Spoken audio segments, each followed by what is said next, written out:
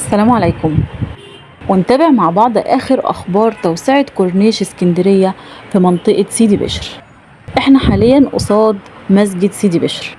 المرحلة التانية لتوسعة الكورنيش بتبدأ من بعد بير مسعود ونادي السيارات لحد مسجد سيدي بشر.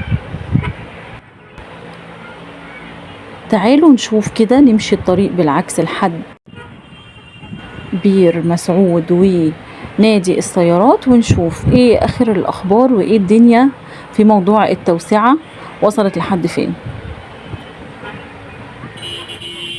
المرحلة الاولى للتوسعة كانت من المنظرة، وكانت المنظرة والعصافرة لحد قبل كوبري 45. وحاليا احنا في المرحلة التانية من بعد بير مسعود لحد مسجد سيدي بشر.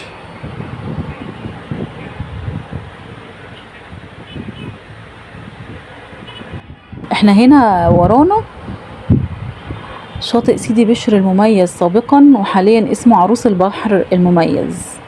تم تغيير اسماء الشواطئ طبعا، لكن هو الشاطئ الوحيد حاليا اللي شغال في شواطئ سيدي بشر. مفيش اي شواطئ تانية شغالة في سيدي بشر الا الشاطئ ده، هو مكانه قصاد جامع سيدي بشر بالظبط. نشوف هنا ان تم احضار الانترلوك والرملة على الرصيف لتوضيب الرصيف ووضع الانترلوك عليه. دي احد بوابات الشواطئ، شواطئ سيدي بشر.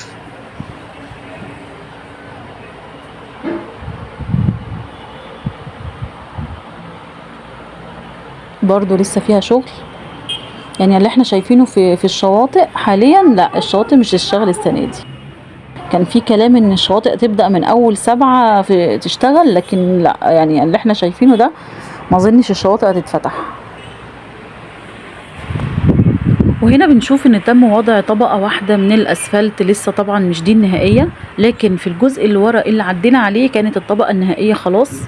دي بصوا ورا لحد ما عدينا عليها كانت الطبقة النهائية. هنا دي لسه، دي حتى لسه الاسفلت طاري عليها، محدش بيعدي عليه.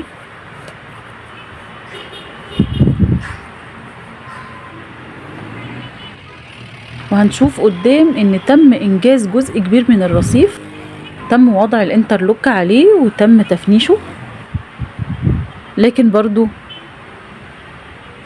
يعني مش الرصيف كله. تعالوا نكمل قدام علشان نشوف كمان بير مسعود ايه اللي حصل فيه.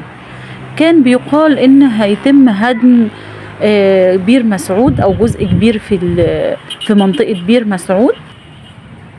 تعالوا نشوف ايه اللي حصل فيها. اهو شايفين الرصيف، بقول لكم الرصيف تم انهاء جزء كبير فيه، السور بتاعه خلاص جاهز والانترلوك جاهز، الرصيف يعتبر خلاص كده تمام. لكن هنا لسه هيتم وضع طبقة تانية من الاسفلت.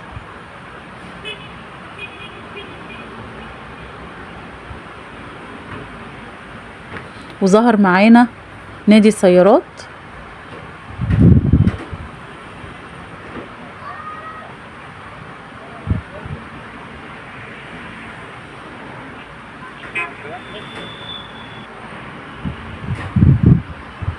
بخلاف المنطقة دي بصوا لسه فيها طبقة السن، حتى منزلش عليها اسفلت، ولسه الرصيف الناحية التانية في شغل.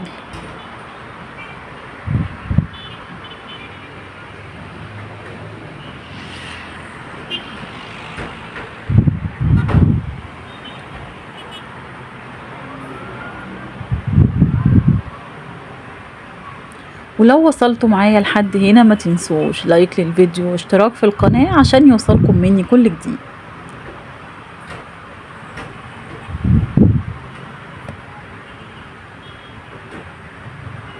بصوا هنا الرصيف مفيش خالص رصيف ولا رملة ولا اي تجهيزات. حاليا على طبقة السن زي ما بنقول. دي احد بوابات الشواطئ برضو لسه يا دوب اعمدة.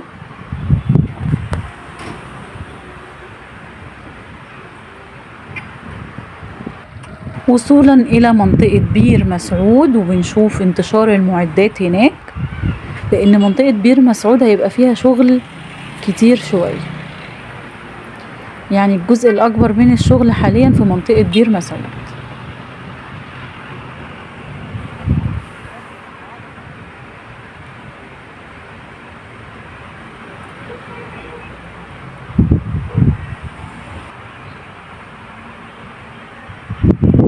هنا بنشوف ان تم اخذ جزء كبير من الرصيف التابع لمنطقة بير مسعود علشان توسعة الكورنيش، لكن الحمد لله مش زي ما سمعنا ان هيتم هدم المنطقة بالكامل. يعني انا سمعت ان هيتم هدم المنطقة بالكامل، هيتبقى بس اللي هو بير مسعود نفسه وحواليه منطقة صغيرة جدا، لكن الحمد لله احنا شايفين المنطقة زي ما هي، يا دوب بس اخدوا جزء كبير من الرصيف.